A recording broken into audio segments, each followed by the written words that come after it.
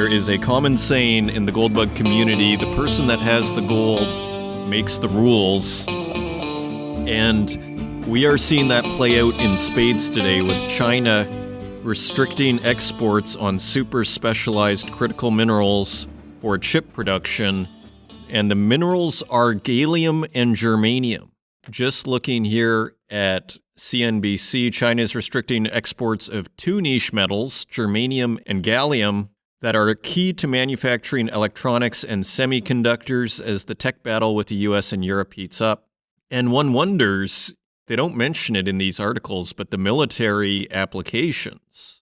Germanium is used in fiber optic products and night vision goggles, while gallium is a critical material for semiconductors. China produces 60% of the world's germanium and 80% of gallium, according to the Critical Raw Materials Alliance, an industry body. However, analysts said the impact of the restrictions will be limited, as there are other sources of the metals and substitute materials can be used. One assumes the price will go through the roof, though.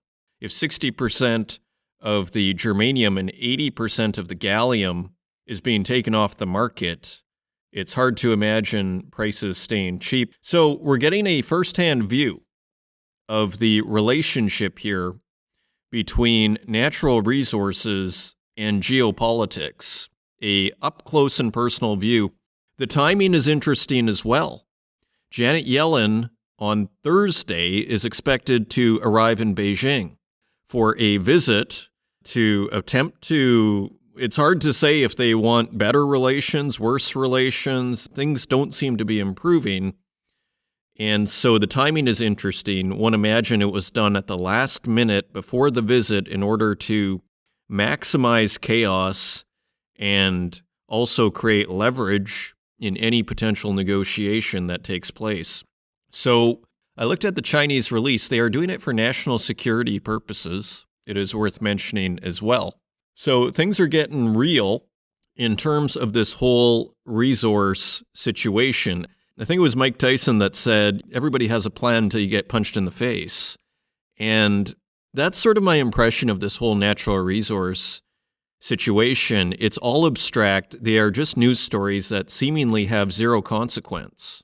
But this, to me, is a punch in the face. This is real. And it is mandated for August 1st. So it is not that far away. So, again, the scarcity of minerals is a developing story. Before, it was something that we saw as, reports from Goldman Sachs, analysts coming out here and there saying in a few years there could be an issue. So that I wouldn't have called so much a developing story as a ongoing, issue, theme. Now, though, we're going to talk to Roberta Caselli today, commodities research analyst at Global X ETFs, and she is coming back on the program, and she is concurring on what we are seeing in the copper market. She adds silver. As she explains in the interview, silver is not a dissimilar situation to copper. And I've been looking on the LME website. I mean, it's quite fascinating. If you go to LME.com, you can actually follow this. So on Monday, the opening stock was at 72,975, I assume tons. And today, the following day, it is 69,700. So we're down 3,000 on the entire exchange. Now, that doesn't mean they are all spoken for. Yesterday, there was 34,100 tons that were not spoken for. Today, there is 34,575. Although there is less stock in the LME, there is slightly more available. But as Roberta points out, we're down 20% month on month. When we discussed this last week, we're down more than 10%. We were at like 80. Now we're at 69,700 as far as stocks. So the actual stocks that are on the exchange are tightening up, and we have a very interesting column from Reuters on this story. Again, this is a developing story. So if you didn't think we had enough to worry about with copper and silver, now you can add gallium and germanium to the mix, metals that most of us have not heard of. So let's take a quick look at that story here. This is Bloomberg News via mining.com.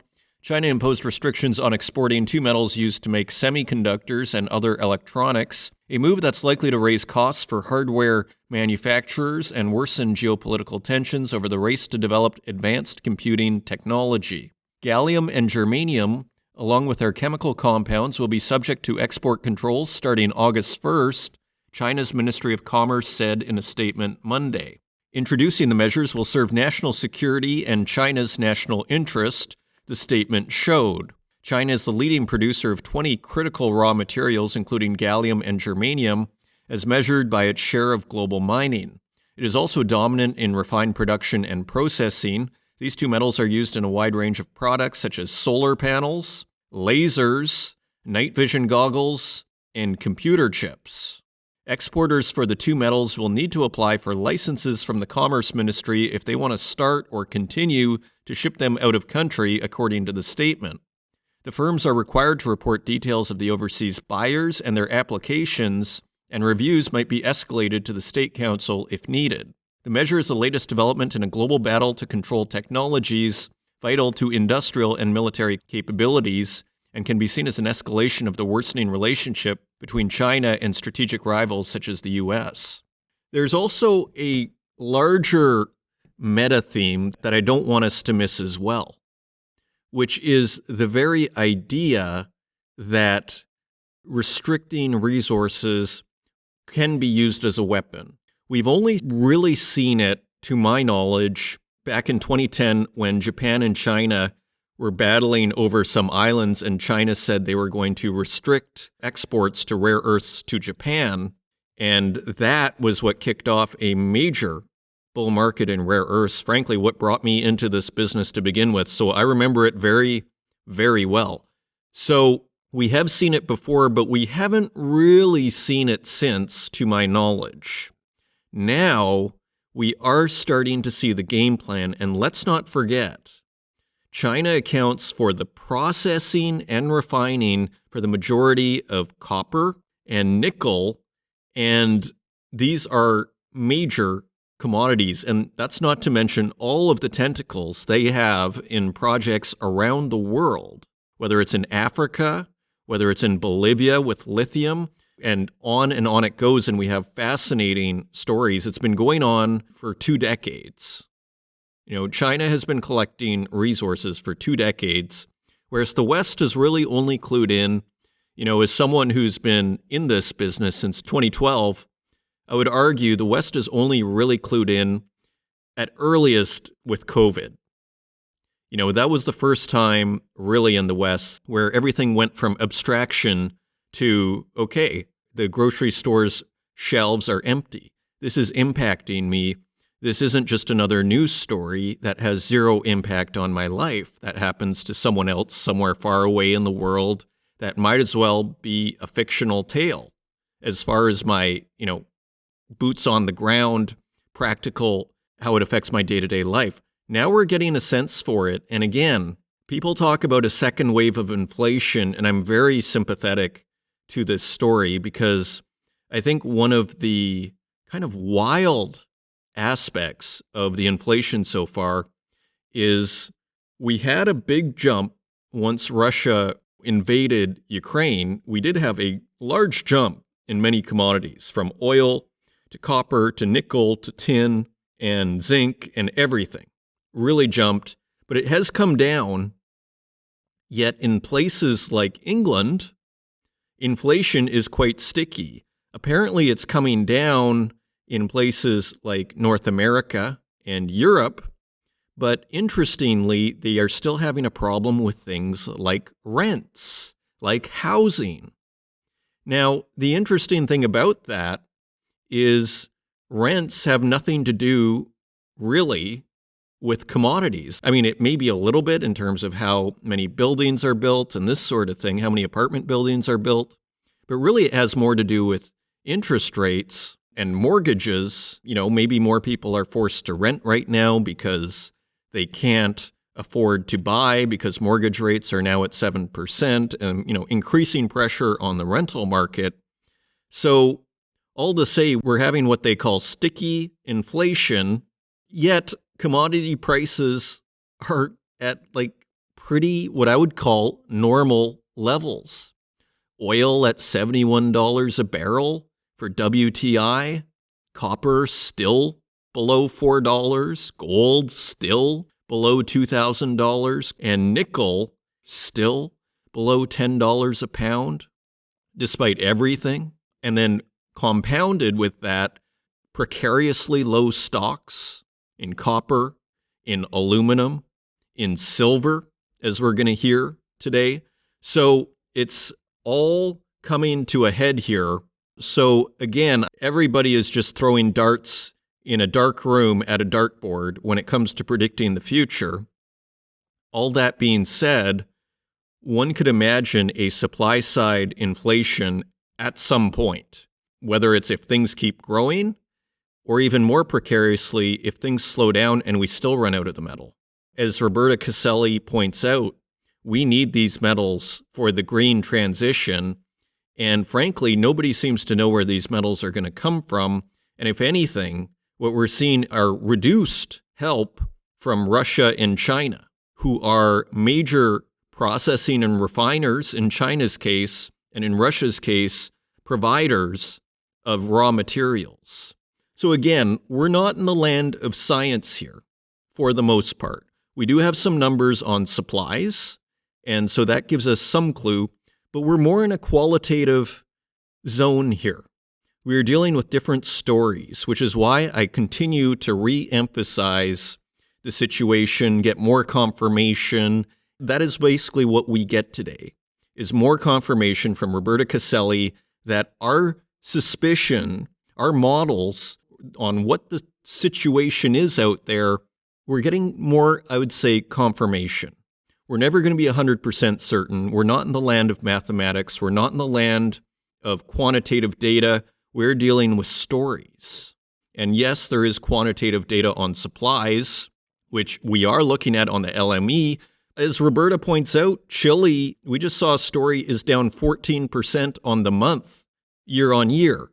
That meaning a year ago, I believe it was in the month of May or June, the amount that Chile is producing is 14% lower. So this is also feeding into it. And finally, listen to this.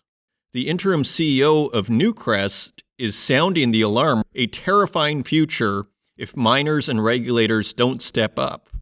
So again, I keep saying here, the CEOs are the best paid people in the minerals industry, in the resource extraction industry. The highest paid people are the CEOs. So therefore, they should be the most informed people. If you're taking in over $1 million a month for your job, you better know what is going on out there in the world of copper, gold, silver, iron ore, aluminum, you name it. You better know what's going on if you're getting paid that much money. And my assumption is these people are the most informed in the world. You heard Robert Friedland last week with what seemed like a cri du cœur on what could happen in the copper market. Now we have Newcrest, interim CEO, saying a quote-unquote terrifying future awaits us if miners and regulators don't step up. So we have another fascinating program for you here, as increasingly natural resources are playing a bigger and bigger role on the chessboard. You could argue they are the chessboard, and we at the Northern Miner have been covering this topic for over a century, since 1915. So you know where to come if you're looking for this kind of information on what is happening on the chessboard, with the chessboard. Come visit us at northernminer.com and mining.com. We are here to inform you. We've been doing it for over a century. If you want to find us online, you can find us at northernminer.com. You can find us on Twitter at Northern Miner, and on Facebook, LinkedIn, and YouTube, where we also host these podcasts, and wherever podcasts are available, including Spotify, Stitcher, Apple Podcasts, and SoundCloud. And with that, let's turn to the news.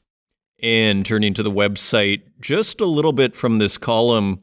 This is Reuters via mining.com, and the columnist is Andy Home. It's quite complex in the middle of the article, but I did just want to highlight some of the issues here. So this was written last week when actually there was more copper at the LME. Let me read a little bit of this. There's a renewed scramble for copper sitting in London Metal Exchange warehouses. Headline LME copper stocks have slid from 100,000 tons to 77,000 tons over the last 3 weeks, despite almost 30 tons of arrivals. And remember, today it's at 69,000 tons. So we're down another 10% from when this article was written, and we were at 100,000 tons only 3 weeks ago. I guess it would be 4, because this was written a little under a week ago. That's incredible. What's arriving is just as quickly turning around and going out again. Available tonnage stands at just 31,900 tons. Now it's about 35,000 tons, enough to supply the global market for around 11 hours.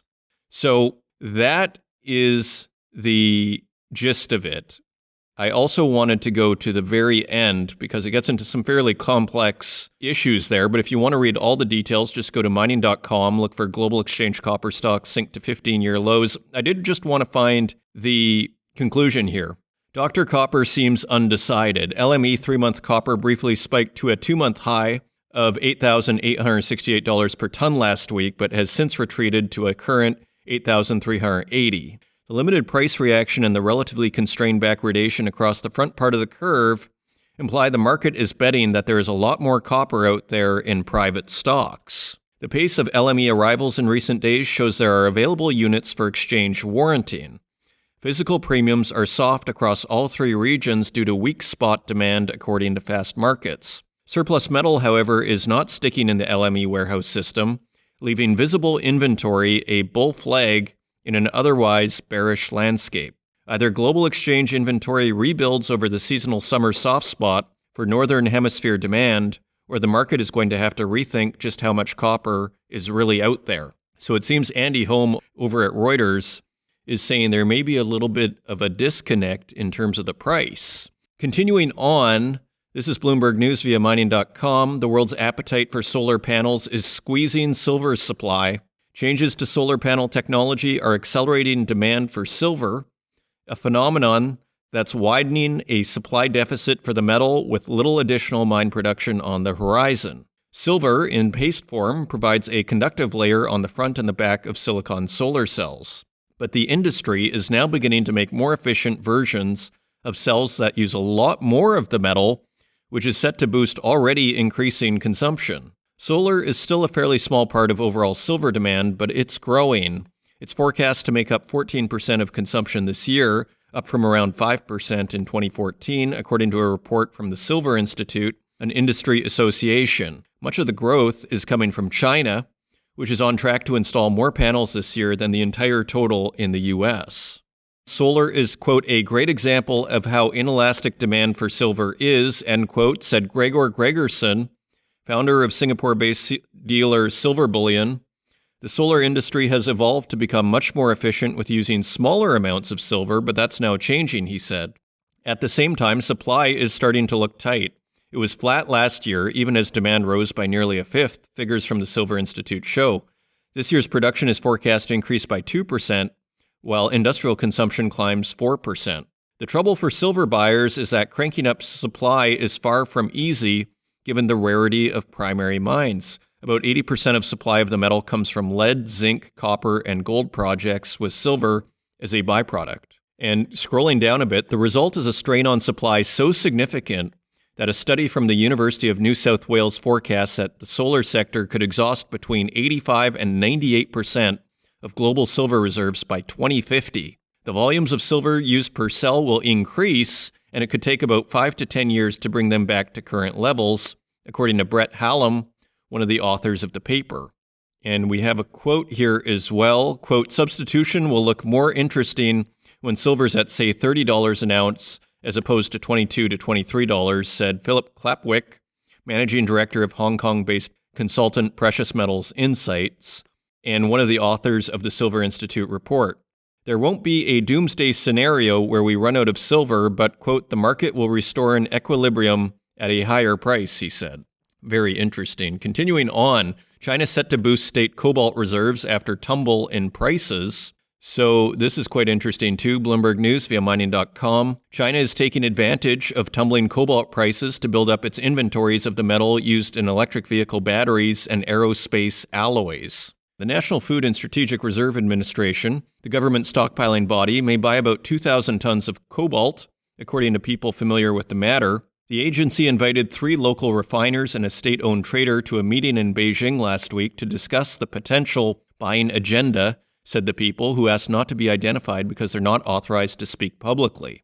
The purchases will likely happen in the second half if the tenders are accepted, they said. So, more evidence that China is just stockpiling metals, this time cobalt. Another story, this is Reuters via mining.com. Bolivia taps China, Russia's Rosatom in bid to unlock huge lithium riches. So Bolivia is partnering up with China and Russia to mine its lithium. Bolivia has signed lithium agreements with Russian state nuclear firm Rosatom and China's CITIC Guan Group, the South American country's government said on Thursday, as it looks to develop its huge but largely untapped resources of the battery metal.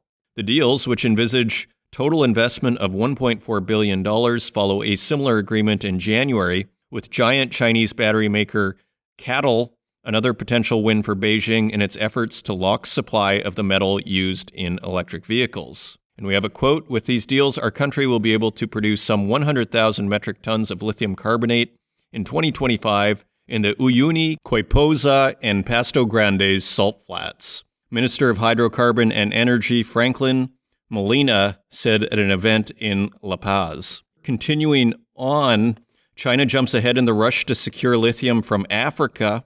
Bloomberg News via mining.com. So what we see here is China is not slowing down one bit in its attempt to acquire more natural resources. China's early move to tap new centers of lithium supply across Africa is reaping rewards, helping the top electric vehicle battery producer navigate a tight market for the key metal.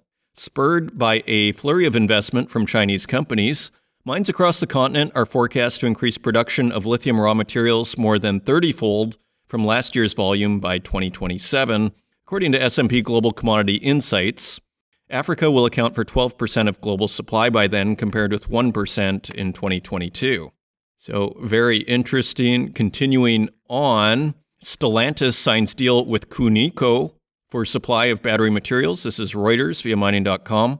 Stellantis has signed an offtake and equity investment agreement with Australia-listed Cunico, the latest of a string of deals aiming to give the carmaker stable supply of key materials for vehicle batteries. Based on the binding agreement, the Franco-Italian automaker will get 35% of future production of battery-grade nickel sulfate and cobalt sulfate from Cunico's exploration projects in Norway for 9 years, the two companies said on Friday in a joint statement. Stellantis also agreed to buy new shares in Cunico worth 5 million euros, giving it a 20% stake in the company and the power to appoint one board member, they added. So it sounds like a pretty early project, interestingly. They are brownfield and greenfield battery metals exploration projects in Norway, which include nickel, cobalt, and copper. So car companies partnering up really with exploration companies. Pretty fascinating. Those are your news stories. Now, let's take a look at metal prices.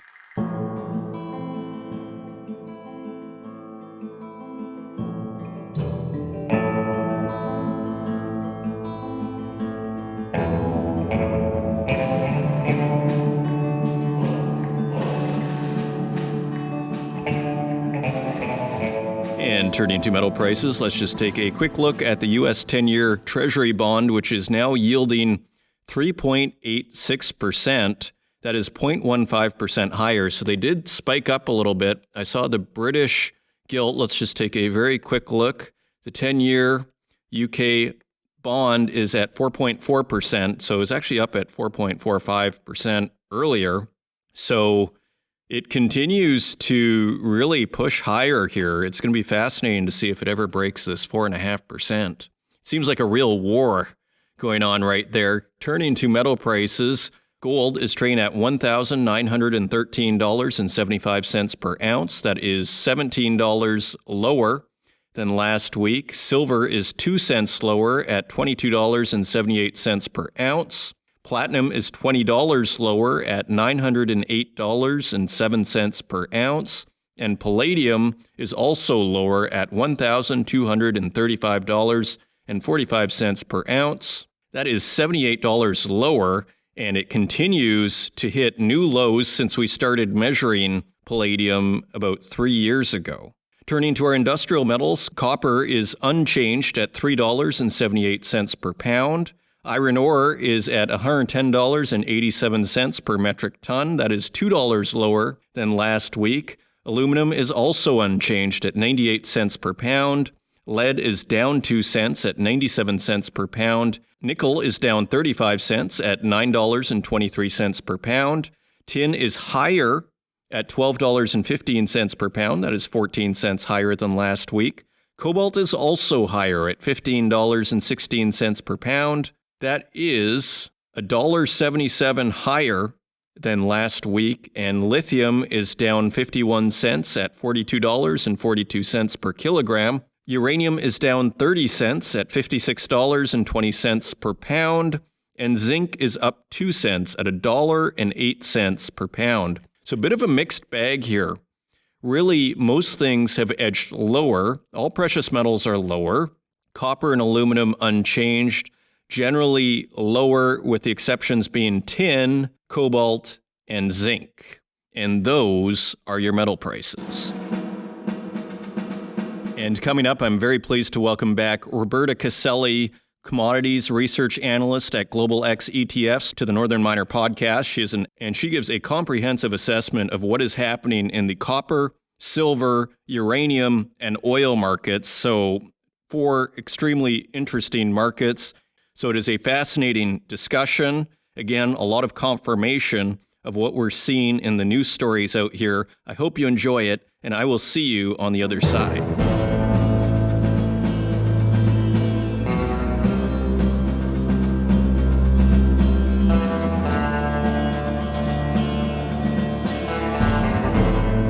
Joining us today, I am very pleased to welcome back Roberta Caselli, commodities research analyst at Global X ETFs, to the Northern Miner podcast. Roberta, welcome back. Thank you very much, Adrian. It's my pleasure. Well, the pleasure is mine. I still remember our last conversation, a comprehensive view of copper. What fascinated me, I think, most, and what was most memorable about the last conversation, was this focus on the Chinese property market and its relationship with copper. And I believe that you were saying that it seemed like Chinese housing starts, or that people were building more houses in China, and that this was ultimately bullish for copper. So picking up where we left off, where is that thesis? Did that turn out? How are things going in the copper market from your perspective? Sure. So I think that now in regards to China, we are more in a wait and see mode until the next Politburo meeting in July. And that's mainly because of the potential further stimulus that China could reveal. And indeed, as I was saying last time, we were expecting a rebound mainly as a consequence of these steps of stimulus that have been announced since last year for restoring domestic confidence in the real estate market. And so that's a narrative that is still playing out, and we are still following. And in regards to the latest data points that we have, actually, China copper refined demand is still higher than its 5-year average, and also year on year. But that is also linked to the base effect of the zero COVID policy last year. But at these price levels, we see that the import arbitrage from China is open again, and this is weighing once again on visible inventories. I remember last time in our prior conversation, we mentioned how the level of visible inventories was dangerously low, at a record low, and this is still the case. In particular, in the LME inventories, the latest data point actually shows a further decrease month on month of about 20%, and a further decrease if we look at the 5-year average of around 50%. So again, I think that here in this last quarter, some bearish pressure on the copper prices came from expectation of low manufacturing demand. And also, for example, if we look at the latest June China manufacturing PMI, still points to a contraction at 49. So to give you more context, this indicator has been in expansion territory for the first 3 months of the year, and now it is in contraction for the last 3 months. But again, as I was saying before, a substantial change in the sentiment could be brought by potential more China stimulus announcement in their next meeting in July. And say other factors that had an influence somewhat bearish on copper prices lately were also a firmer than expected US dollar, and also the narrative of the macroeconomic narrative of the central banks that seems that are still set to continue raising interest rates and potentially further cap industrial output. But again, these factors are more exactly cyclical and less linked to the more longer term narrative of copper linked to the tailwind coming from the clean energy transition. It's so interesting you mentioned this drawdown in inventories on the LME.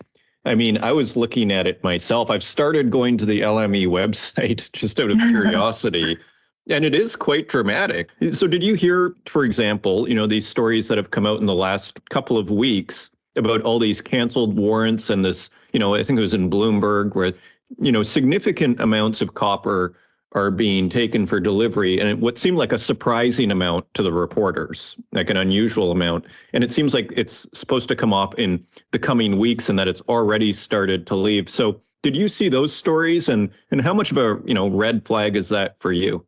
Yeah, so I would say that supply and inventory risk are a consideration with copper, as I mentioned, being a core material building block for renewable power grid and electric vehicles infrastructure. And so I would say that the demand side that I just discussed in the short term is just one side of the story, but then there is the production disruptions, factors in key South and Central American regions that add to concerns that the copper market may be heading into a deficit. And so there are still supply disruption concerns and project delays. And so, for example, on Friday, fresh data on copper production in Chile reported another decline, continuing a string of disappointing news in terms of production data from a country that normally provides more than a quarter of the world supply of copper. And so, to give you the data point, May's output was 14% below May output of last year. And overall, Chile copper output this year could sink as much as 7%. And of course, these supply disruption and project delays weigh on inventories even more than the imports and demand. Interesting. So you also have pressure from the supply side, then you're saying, as we've been seeing stories with Chile, seems to be struggling to maintain last year's output. I think I saw a 14% lower this year, regarding the last month or so, if I remember that correctly. So, yeah, right. Correct. So this is pretty interesting. So I guess just before we move on from copper, then, where do you see this going? Like, it seems to me the dynamic is we have macroeconomic factors which may be bearish. The Fed is hiking and problems with growth in China.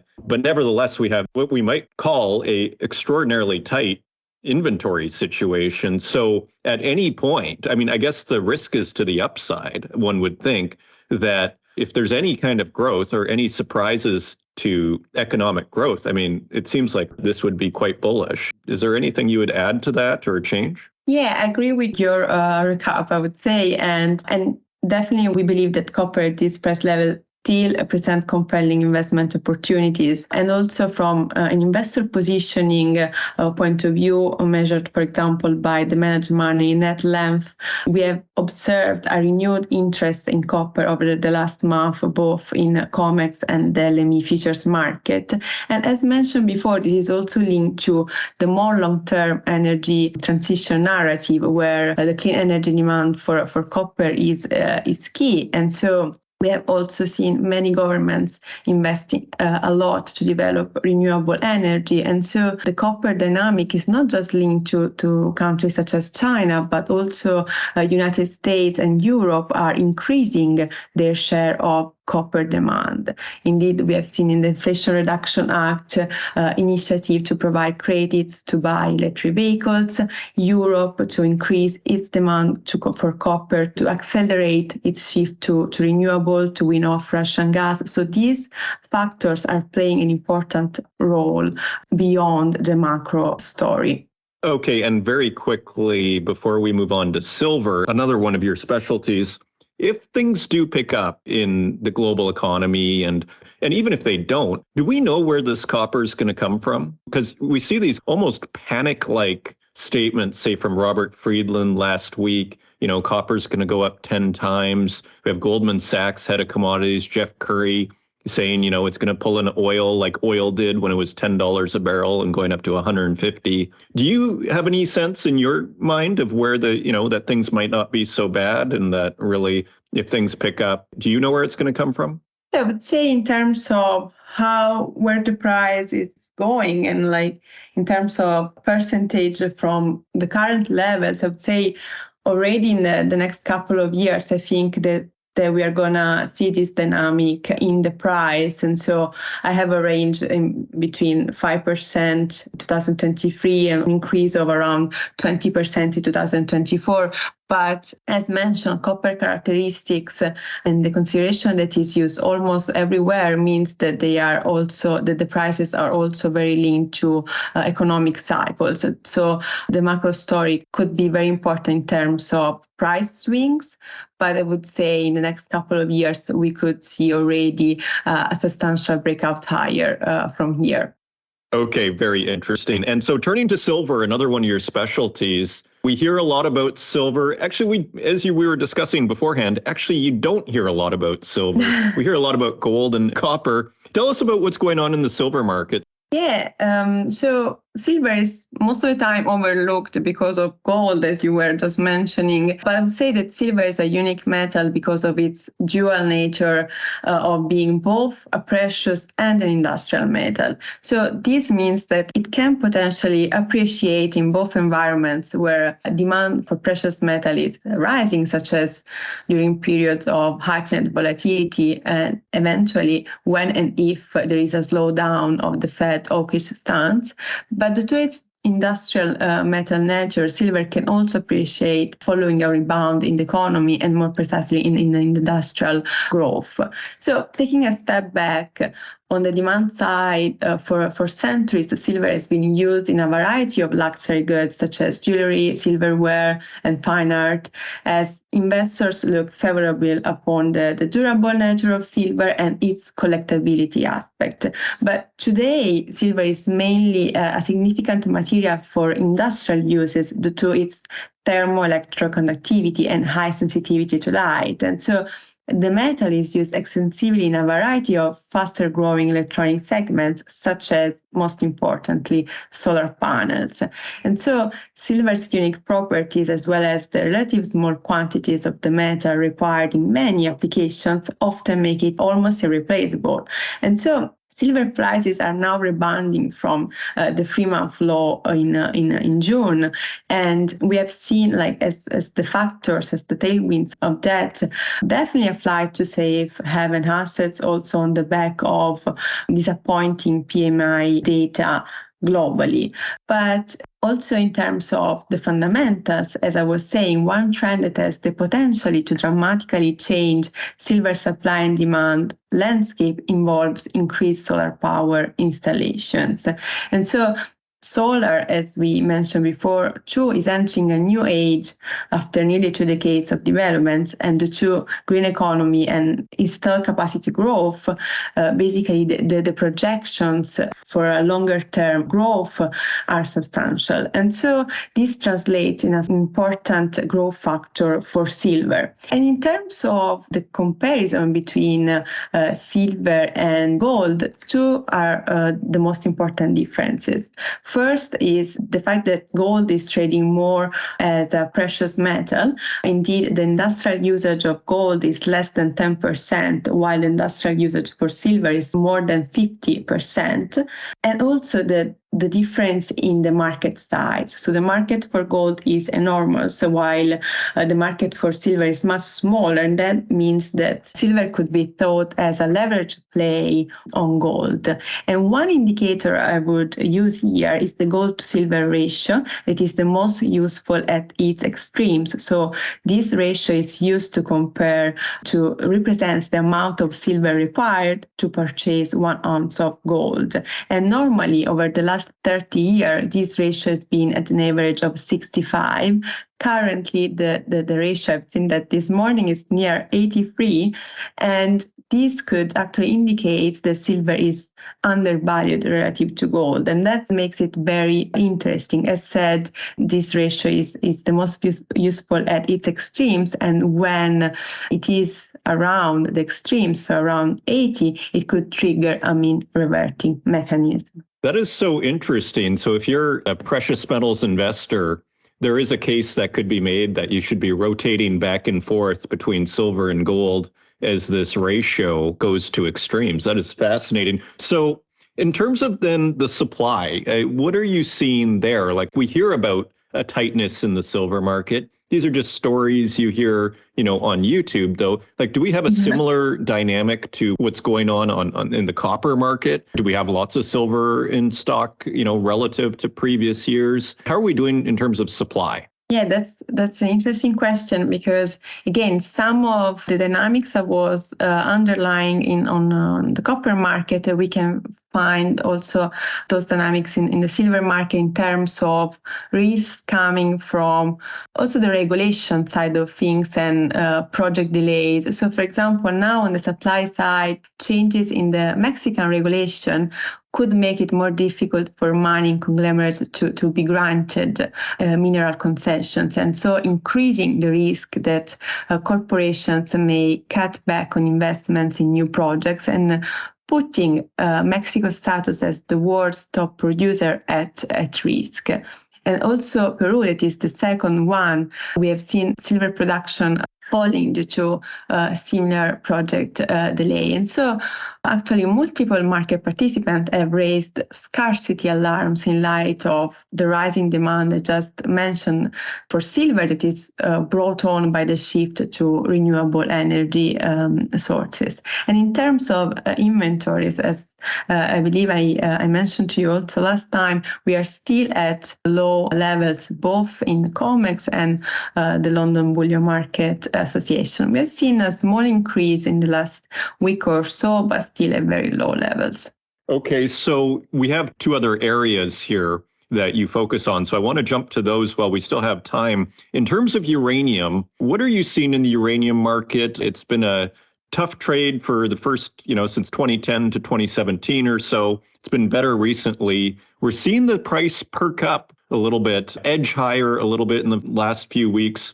What are you seeing in uranium? Yeah, definitely. So the role of uranium and nuclear energy is definitely becoming increasingly important, mainly for three reasons, and mainly for the consideration that nuclear is firstly a clean and then reliable and efficient energy source. So nuclear is key to the energy transition. It's one of the cleanest methods of producing electricity, but it's also very reliable, more reliable than other sources, as the nuclear reactor can operate at full capacity more than 94% of the time. But nuclear power is very efficient too, in the sense that it can generate thousands of times more energy than that released by burning similar amount of fossil fuels. And so given these three reasons, we know how this momentum is very strong lately. And also lately concerns that the current capacity of producers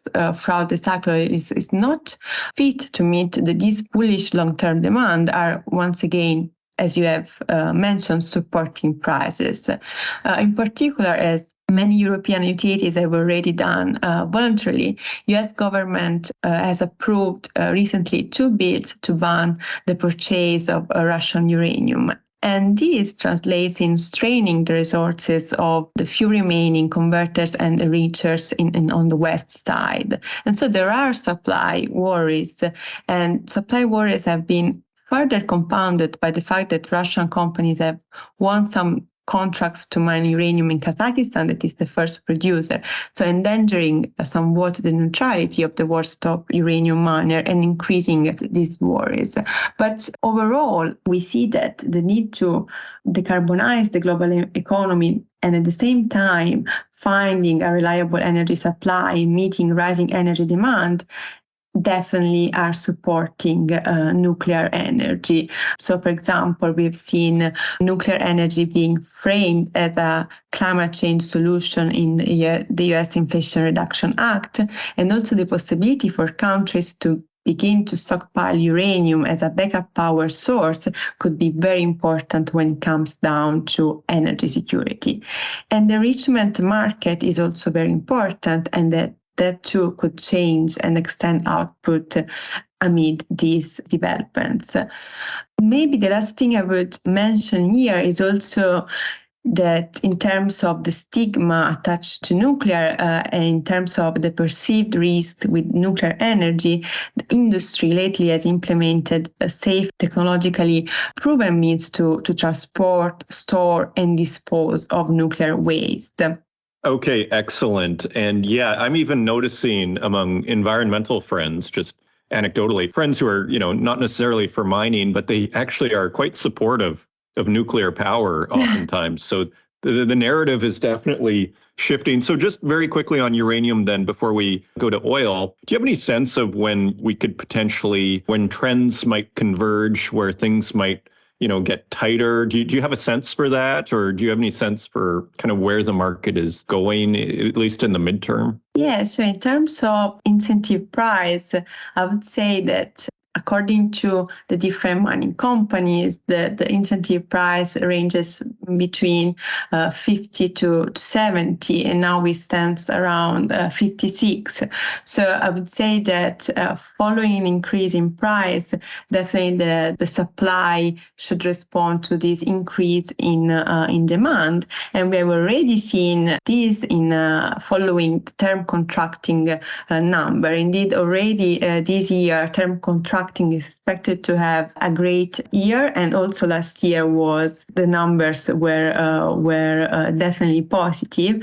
To give you some context, in 2022, basically there were already an increase of long-term contracts, and now in just the first 7 months of 2023, we basically already outperformed those numbers in terms of volumes. And you mean production? Is that correct? Yeah, when I say term contracting, I'm referring to long-term contracts in terms of mining production and mining capacity. So this is for me a proxy to understand how much the supply side is reacting to this demand. Good. Okay. So you're seeing more supply come on the market? Already, yes. Okay. So turning to oil then finally, I mean, it's been a very interesting market to watch for the last year, and it is crucial for miners in terms of their profit expectations and just, their cost of doing business. It is energy. Again, we see all these things with OPEC Plus and maybe trying to reduce supply. We see the SPR, the Strategic Petroleum Reserve in the US, seemingly still being, I think, added to the market, amazingly, at least from what I understand. What is your sense of the oil market right now? We're at WTI at $71, Brent crude at 76. Where are we? Yeah, I think you mentioned some key points there. So I believe that bullish pressure on prices could come from inventories level and OPEC Plus production cuts. So we have seen that US crude oil inventories decreased from their March highs, and also production cuts by OPEC Plus could limit crude supplies in the coming month. We know that at the latest June meeting, they agreed to extend the cuts already proposed back in April, and these cuts could remain in effect until the end of 2024, with the possibility of an extension to 2025, actually. And I believe that from this last meeting and from these dynamics, it was clear, and Saudi Arabia made it clear, that it would take any step necessary to stabilize the oil market.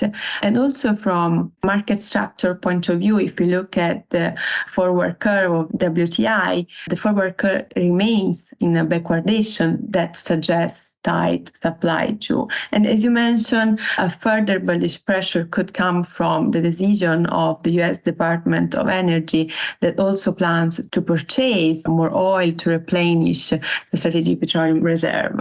This is on one side. On the other side, there is still high volatility because at the same time, as we have seen before, the Fed could further increase rates as inflation remains still high, and this could hurt the outlook for the global economy and energy demand. And also the slowing recovery in China, as already mentioned, that is also for oil, very important, being the world's biggest crude importer, can balance somehow this bullish pressure that we just mentioned. Overall, I would say that oil price volatility and uncertainty are likely to remain high.